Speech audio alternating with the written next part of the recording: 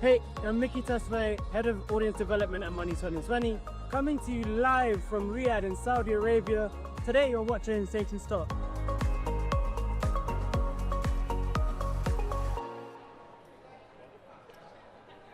Counting down to the close, today is Monday, September 15th, and this is Taking Stock. I'm Ashley Mastronardi. Lots of news moving the markets today. Wall Street kicking off the week in the green. The S&P 500 and Dow climbed as traders positioned ahead of a critical Federal Reserve meeting that's going to take place 2 p.m. on Wednesday. Investors are betting on a quarter-point rate cut Wednesday, a move that could add more fuel to this year's rally. Meanwhile, the U.S. and China say they have a framework in place to keep TikTok online. President Trump confirming the deal on Truth Social, with Oracle emerging as a front runner to take a majority stake. The clock is ticking, literally. TikTok will be banned here September 17th without a divestiture. And Tesla shares surged after Elon Musk bought $1 billion worth of stock, his first purchase since 2020. Investors call it a vote of confidence as the company leans into robo-taxis and humanoid robots.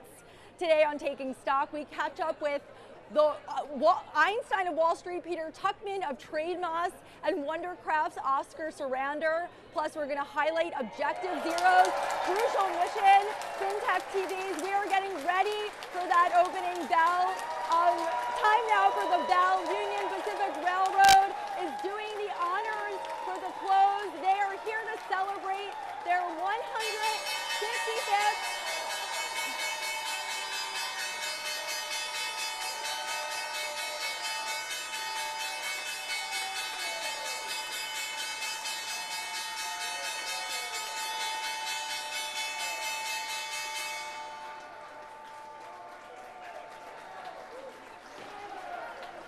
Before we talk to Pete Tuchman, we are doing a quick check of the markets. The S&P 500 is up almost 0.5%. The Dow Jones is up fractionally, as well as the New York Stock Exchange Composite, and the small cap index, the Russell 2000, is up 0.4%. Joining us now is senior floor trader at TradeMoss, Peter Tuchman, also known as the Einstein of Wall Street, a man who knows so much that you did not even want the questions ahead of time. Never take the questions ahead of time. So the Fed is meeting on Wednesday, highly anticipated. Everybody has their eyes on this meeting. What do you think is going to happen? You know, look, I can't really predict what's going to happen, and we know that for a guarantee, it's going to be at least a 25 basis point cut, right? There's a 90% chance of that. All the economic data that's been set up ever since the last Fed meeting made it so that during Jackson Hole, Powell, who has been sort of going up against the president, basically he held his ground. He did not feel that the economic data was sufficient for to make cuts, even though the president was pressuring to do so. Now, over the last 3 weeks, all the economic data, jobs numbers, jobless claims, unemployment going from 4.1 to 4.3, GNP going up and then getting a little softer. The impact of all the tariffs on the economy as per se is definitely setting it up with the necessity to cut at least 25. I'm hoping as much as 50. In my opinion, you rip the Band-Aid off. We saw this similar thing happen last year. We set up, and it's a matter of everyone should be listening to the 2 o'clock report, hear what the number is, whether it's 25 or 50, and then more importantly is the press conference. That's where he's going to lay out the rest of the year, how many more cuts we're going to have into the end of the year, and what does 2026 look like. And yeah, people are betting on a 50% point cut. What do you think? Do you think that is going to happen, or do you think they're going to stick to 25? You know what? It's hard really to know. I mean, it's a matter of what economic data, look, there's so many moving parts to this puzzle. It's a puzzle. Economic data is a puzzle, the way it works together. It's really important for him. It's a really fine-tuned mechanism, right? How the economy works, how the interest rates work. And so, look, we guarantee 25. 50 may be appropriate, but the question is this. If we do a 50 basis point cut, is the investment community and the big institutional traders going to feel that that really is signaling that the economy is in worse shape than we think. And in that way, that may end up giving the market a bit of a pullback. All of this is, look, we are leading up into the meeting. Markets are trading at record highs. Today, NASDAQ and the S&P 500 are once again, for the 29th time this year, closing at record highs. So it's almost as if the market has this irrational enthusiasm around everything. Everything's being bought across all sectors, S&P, the Dow, the NASDAQ. I mean, think about it. Oracle trading, you know, today Google hit $1 trillion valuation, right? Is it trillion? Yeah, that was what it was. So, you know what? Everything is just trading in this grand abundance, right? And look, with markets, you know, markets continue to go up until they stop. Right now, the question is, what is it going to be that's going to signify that? Is the market going to continue into the end of the year with that kind of a roar? It's very possible. We'll know more when we hear the breakdown by Jay Powell. Pow, pow, pow. Well, that was going to be my next question. September is traditionally a rough month for the markets. Do you think the rally is going to continue through the end of the year? You know what, look, I've gone beyond any kind of seasonality. August was supposed to be a weaker month as well, seasonally, and it was not. So we're in a new rules mode here, right? September, obviously, September and October tend to be weaker, but that's, you know what, that's based on the old crash of '87, which I was here for, not the crash of 1887, 1987, against all other people's beliefs. But so seasonality sometimes works, sometimes doesn't. You know, sell in May and go away. That was an old Wall Street adage. That doesn't fly anymore either. So I'm not going to go with the seasonality. I'm going to go with the data. Data is what makes the decisions happen. Right now, we know 25, maybe 50. I kind of think 50 may work, and then set the stage for 2 more 25s by the end of the year. Pete Tuchman, one of the most famous brokers on Wall Street, Einstein of Wall Street from TradeMusk. This is our debut, my dear. It's yeah, a pleasure. this is ours. So nice to finally be on camera with you. Let's take a walk. We're going to take a walk this way, Josh. Let's go. Come on, Howie. We are walking. We are going to the NYSE. Oh, Pete's coming with us. Oh, am I coming with this you? Is like you go get him. You're on your own. This is okay. So the closing bell just rang. So we're going to go over to the NYSE notables. First, we're going to take a look at Oracle. It has had an amazing year. It's up 80% throughout the year. Today, up 3.41%. Shares climbed, again, 3% after reports that the U.S. and China have a preliminary deal to keep TikTok online. Oracle has emerged as the front runner to buy the app. The stock, like I said, the stock is up more than 80% this year as it leans into cloud and AI deals, including a massive partnership with OpenAI. Let's take a look at Alibaba, also another NYSE listed company. It is up almost 2% today as the company showcased new momentum in AI and robotics. The tech giant unveiled a new AI model, launched an AI Power Maps platform, and made a move into humanoid robotics by investing $100 million into a startup pushing embodied AI and next-gen humanoids. Okay, we're gonna make a shift to something a little bit more serious. September is Suicide Prevention Month, and Objective Zero has a crucial mission to combat veteran and military suicides, a very important mission. Let's take a listen. Betsy and Chris Mercado are the co-founders of Objective Zero. They join me here in Washington, D.C., our nation's capital. Great to have both of you. Thanks for taking the time. Thank you so much for the opportunity. Of course. Chris, let's start with a bit of an introduction. What is it all about for people who are unfamiliar, specifically from your current identity, if you will, as an active service member? Absolutely. So the Objective Zero Foundation is a 501c3 nonprofit organization that was founded on the belief that the simple act of listening can save lives. And it all started after a 6-hour-long phone call between myself and one of my former soldiers who was struggling with suicidal ideations and thoughts of self-harm. I stayed up with him overnight on a call. At the end of the call, I asked him if he was still thinking of hurting himself, and he said no, he felt great. He just needed someone to talk to who wasn't going to judge him. And that's where the idea that we could replicate that call at scale came from.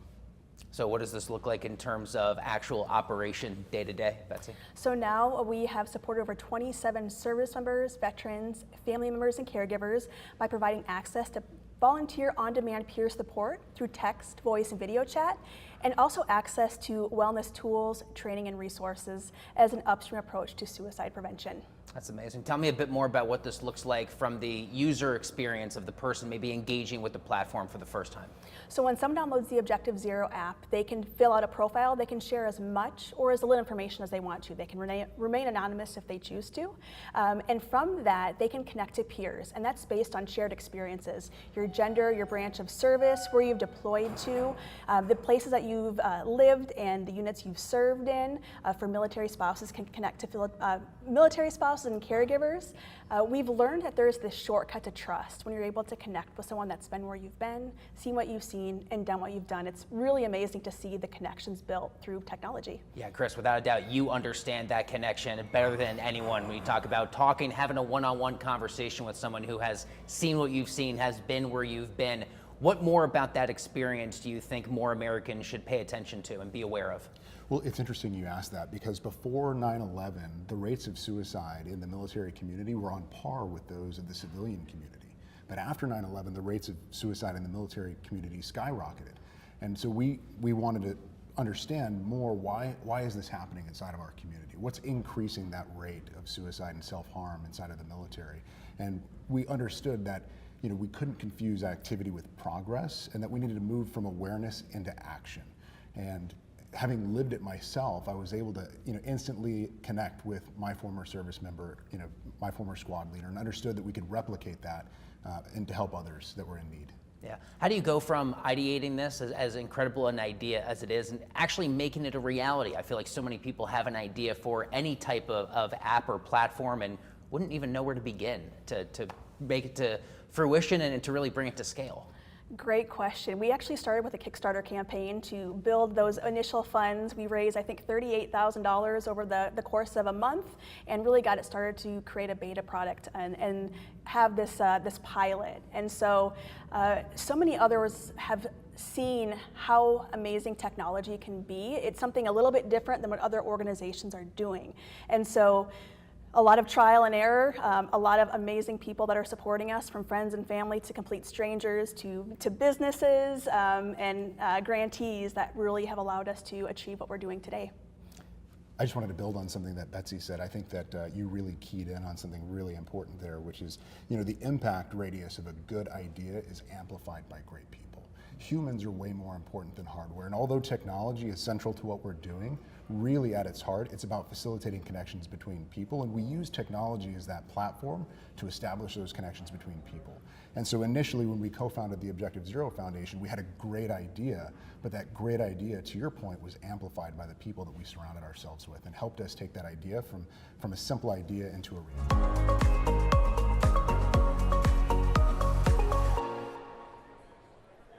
Welcome back to Taking Stock. It's time now for a few fintech, crypto, and AI headlines.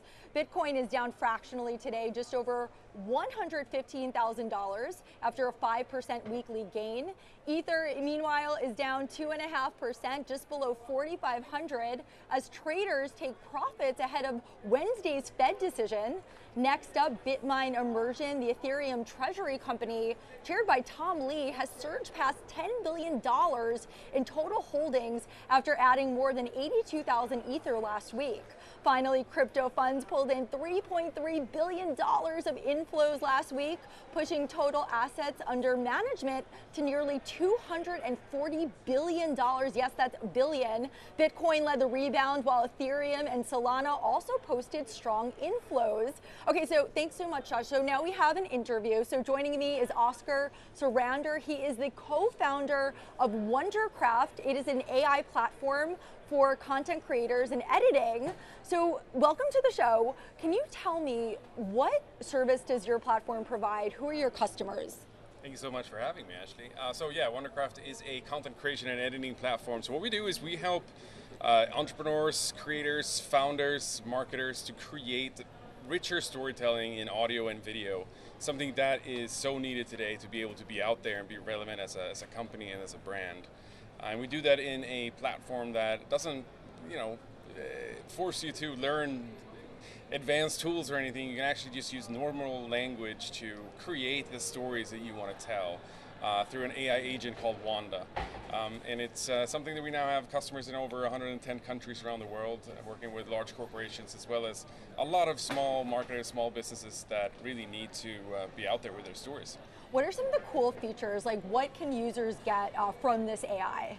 Yeah, what we do is the whole aspect of storytelling, right? There's a lot of AI tools out there that, you know, over-deliver some of the promise that AI is clicking a button and all of a sudden you have a New York Times bestseller in your hands. That's not really what AI can do today. It's really what we're aiming for is empowering humans and really human creativity to thrive with AI as a collaborator, as a way to kind of enrich your story and then pull it together. So we help you with the scripting aspect of it, making sure it's a compelling story, like a newsread, for instance, and then be able to add voices and video and effects to it to really make it a compelling piece of content, and not only the shortcut to an AI-generated piece of content. Yeah, that makes sense. What has your feedback from users been? I mean, fantastic. I mean, we see so many use cases of creators who weren't able to do this before, like small marketers that don't have the resources of big studios or big companies to really compete on the same terms. And that's something that I'm really excited to be able to provide for small businesses that might be struggling on this end. You know, media climate is very tough today, and be able to get out with your stories and create the content that you need for your business to thrive is something that we can empower them in. And that's probably the one thing that I love the most, people who are able to express their creativity that they couldn't do before. And that's an important part of that, really empowering small businesses to thrive. And what sets Wondercraft apart from other similar AI tools on the market?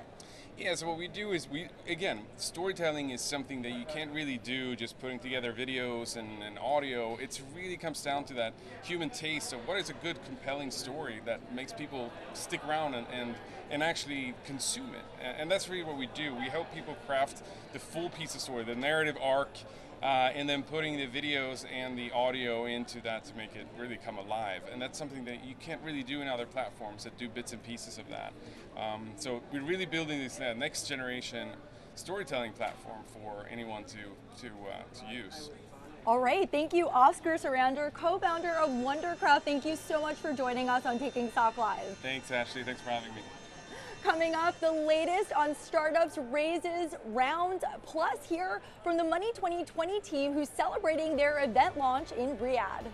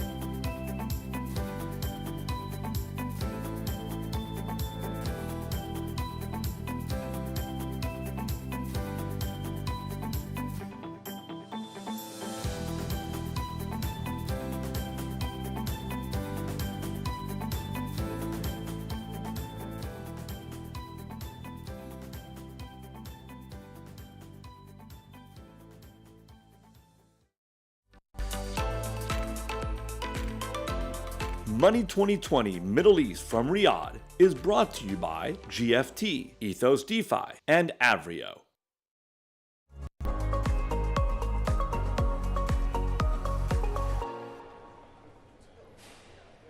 Welcome back. Today in Startups Raises and Rounds. First up, Shenzhen-based X Square Robot has secured a $100 million investment from Alibaba to expand its push into embodied AI and humanoid robots as demand for next-gen robotics accelerates.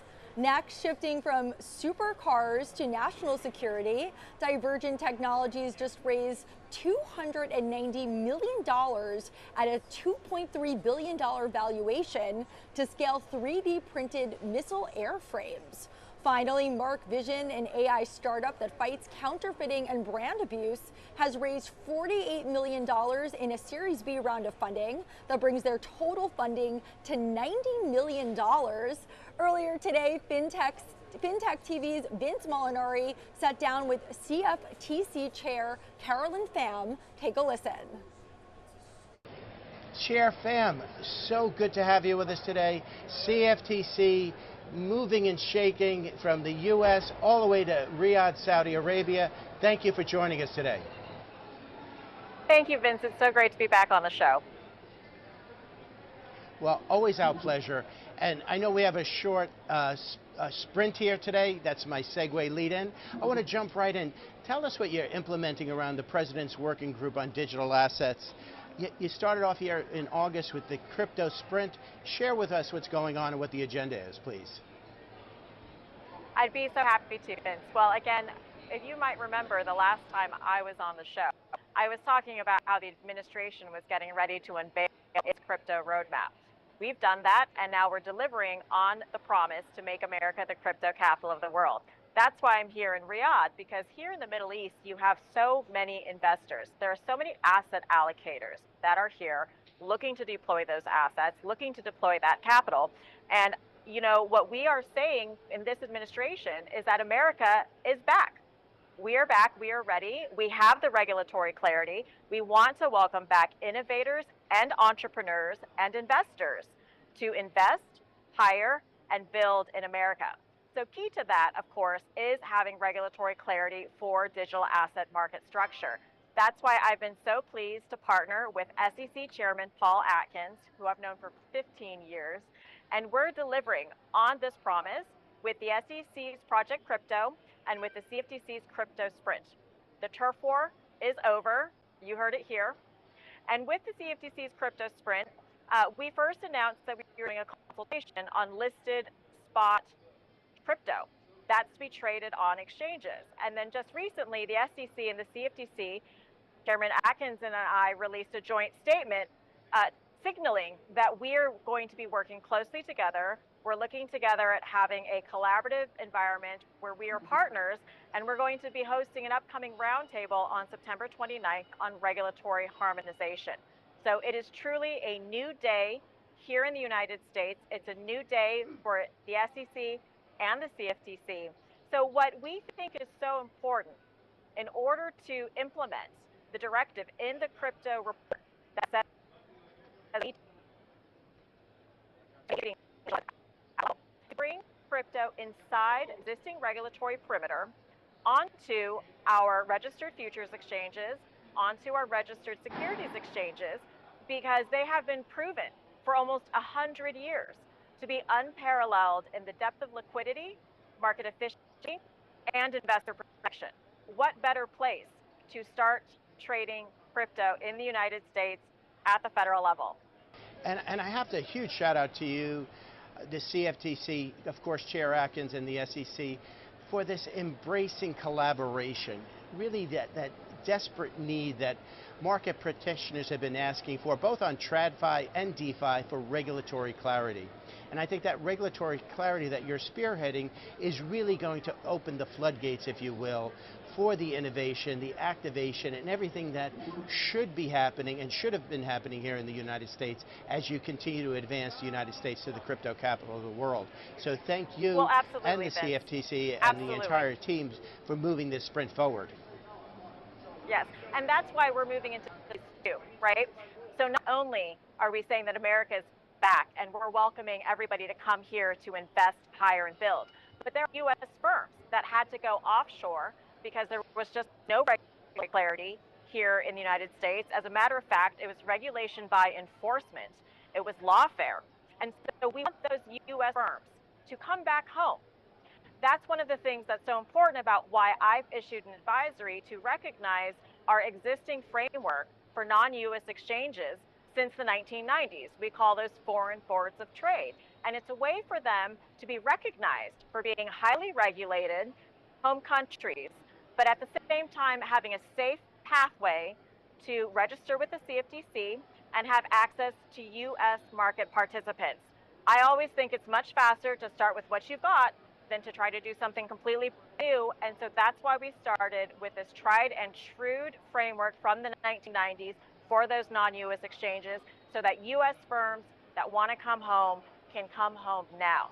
Not only that, but I've been trying to ensure that we follow a regime of mutual recognition, passporting, and substitute compliance, which is the other reason why it's so important for me to be carrying this message outside of just Washington, D.C. and New York City.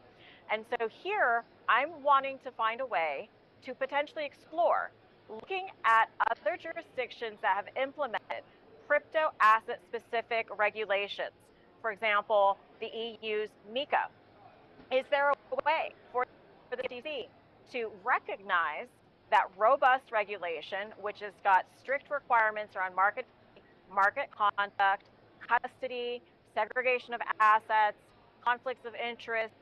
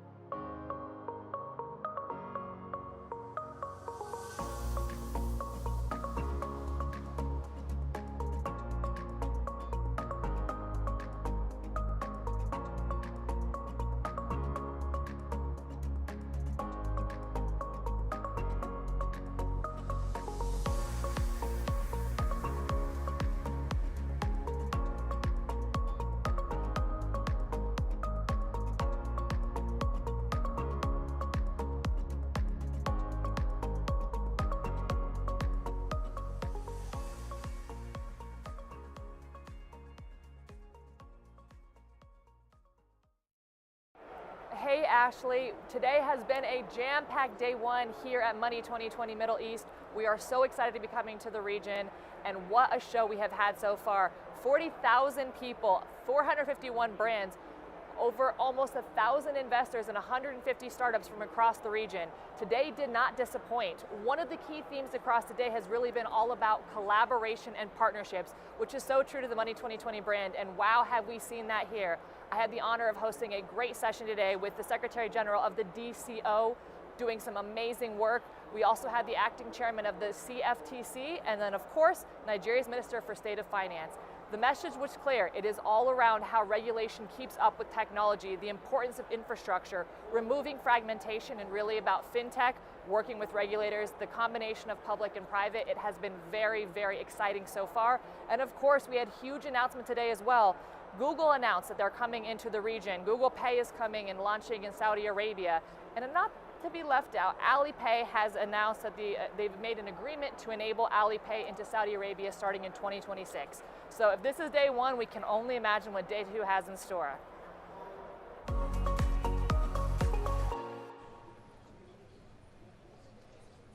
We are about to wrap up on the floor as we close. The S&P 500 is up 0.40%, almost 0.5%. The Russell 2000 up fractionally, as well as the Dow. All eyes are on the Fed this week. There is a critical Fed meeting that's taking place Wednesday at 2 p.m. You're going to want to check out NYSE Live tomorrow morning at 9 a.m. We're going to be counting you down to the open. That's going to do it for the show. We will catch you tomorrow on Taking Stock. Thank you so much for joining us. Again, we'll see you tomorrow.